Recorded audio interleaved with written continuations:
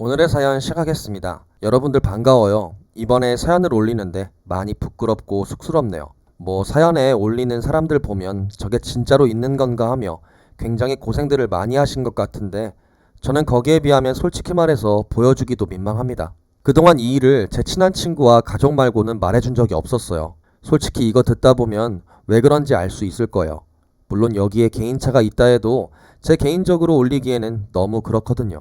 그래도 언제까지 마음에 계속 담아둘 수 없는 노릇이고 이런 이상한 걸 분명 주변에서 겪을 것이고 해서 사연을 올려보려고 합니다. 사연 하나 보내는데 많은 결심과 시간을 가졌는데 남들 보면 쓸데없는 고민을 왜 하냐고 할 것 같아서 무섭네요. 하지만 저에게 나름대로의 이유가 있다는 점만 아시면 되겠습니다. 그럼 사연을 조심스럽게 시작을 하도록 할게요. 남편하고 어떻게 만났는지에 대해 말씀드리자면 남편은 공장에서 일하다가 시아버지의 농사일 돕는다고 내려가서 농사일을 하고 있었어요. 저는 그 당시 읍내에 살면서 언젠가 서울에 올라가서 살겠다는 생각을 하고 있었어요. 전 고등학교 졸업하고는 대학에 들어가지도 않았어요. 이유는 집이 워낙 가난해서였거든요. 사실 이런 말하면 그렇지만 전 공부는 못했어요. 아무튼 그래서 고등학교 졸업하고는 카페 일, 격리 등 못하는 일이 없었고 그렇게 이리저리 일을 하며 보내던 어느 날이었어요.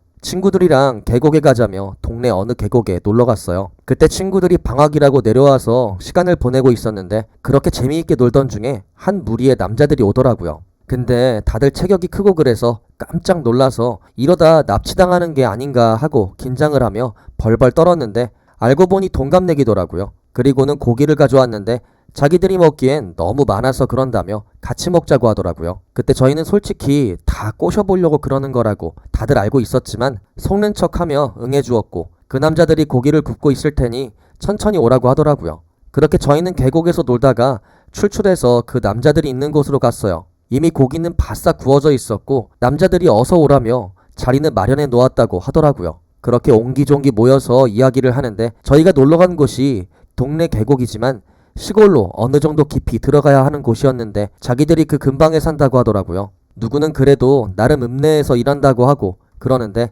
딱 한 명 남편은 농사를 짓는다고 하더라고요. 지금이야 취업난이 심해서 농사를 선택하는 사람들이 종종 있다고는 해도 젊은 세대가 농사를 짓는다는 게 아직은 낯설었거든요. 전 그게 신기해서 남편한테 여러 가지고 많이 물어봤었어요. 원래는 자기도 서울에 가고 싶어 했고 가기 전에 목돈을 마련한다고 공장을 다녔다고 말했어요. 앞에서 이거 잠깐 언급했었던 내용이라 이 부분은 간략하게 말하고 넘어가고 자기는 저처럼 대학에 들어가지도 않았지만 언젠가는 원한다면 대학에 들어가고 싶다고 말하더라고요. 그리고는 나름 기술들을 다 익히고 자격증도 가지고 있다고 하는데 자기가 다니는 공장이 해외로 이전을 한다고 해서 다들 난리가 났고 그렇게 공장에서 다니는 걸 그만두고 서울로 올라가려고 하니까 대학을 안 나오니까 어디 마땅히 취직할 곳이 없어서 여기저기 알바를 하다가 서울 상경이라는 꿈을 버리고 고향에 내려가서 농사를 짓게 되었다고 하더라고요. 저는 그런 남편이 안쓰러우면서도 그래도 자기 살 길을 마련해 놓았다는 게 대단하다는 생각이 들었어요. 저는 반면에 여기저기 떠돌며 일하고 다녀서 솔직히 말해서 남편한테 제가 뭐 하는지 말하기도 그랬어요. 그렇게 첫 만남이 이루어졌고 다음에도 자기들하고 놀자며 연락처를 남겨주고 그랬는데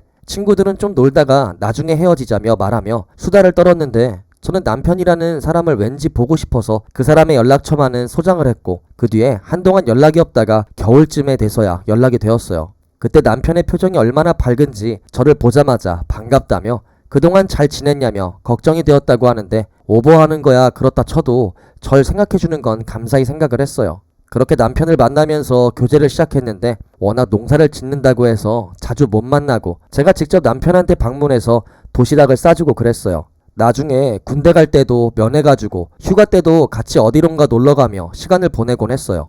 그렇게 시간을 보내니 남편이 저한테 결혼을 하자며 제안을 했고 저는 그동안 남편이 자상한 면들이 많이 보여서 결혼을 하자며 대답을 했고 결혼 준비에 들어가게 되었어요. 여기서 잠시 시부모님에 대해 이야기를 하려고 해요. 시부모님은 굉장히 가부장적이라서 저한테 일을 막 시키곤 했지만 그래도 배려는 해주고 해서 딱히 저한테 차별을 하거나 그런 적이 없는데 그분들한테 이상한 점이 있다 하면 무당 같은 미신을 많이 신봉을 한다는 거예요. 그래서인지 집 여기저기에 부적을 붙이는가 하면 저한테 부적을 주면서 반드시 꼭 지니고 있어야 한다고 말을 하더라고요. 그래서 참 별나다라는 생각을 들었어요. 그래도 저와 남편이 결혼을 한다고 하니까 시부모님이 많이 좋아하시고 그랬어요.